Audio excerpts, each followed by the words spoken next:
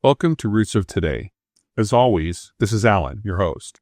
I thought it would provide a little inside baseball, as they say, and tell you a story that explains why I became a historian. Every week for the last 25 years, my wife and I have breakfast at a little family restaurant in our hometown of Ventura. One of the first things that caught my attention on my first visit to the establishment was the large American flag hanging on the wall in a glass case. It was impossible to ignore, not only because of its size, but because of the 48 stars arranged in an orderly 6x8 pattern in the faded blue field on the upper left. Every visit, I sit in the booth across from that flag and examine it. It is old and faded, with small tears that reveal its age the same way the wrinkles on a person's face does the same.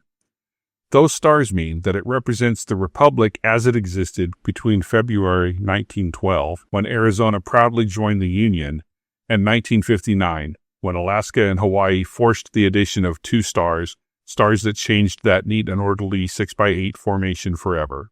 It stands there with an almost perceptible pride, a retired old soldier who has done his duty and seen things young people would hardly believe.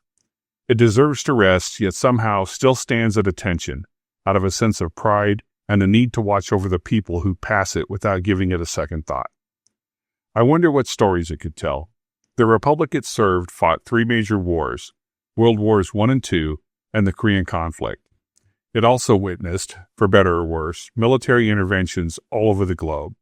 I wonder, did it fly over Veracruz in 1914?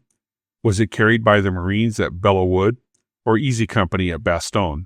Is it possible that it sailed across the Pacific with the U.S. Navy? Or maybe it was always stateside, bearing witness to life in a small town while flying over a Carnegie Library in the middle of nowhere, admired by children as they sat in school. Perhaps it watched the nation take its first steps of the Civil Rights era while it fluttered in a breeze above a courthouse that finally confronted the racial injustice that plagued the nation.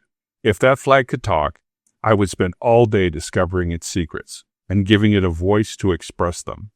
That flag bore witness to great change, to tremendous victories, and epic failures. It saw the best and the worst of our country, things that should not be forgotten, but celebrated and mourned at the same time. To me, it stands there like a sentry, quiet, emotionless, but steady and resolute. To most, it's an old flag, but not to me. To me, it's everything, because I'm a historian.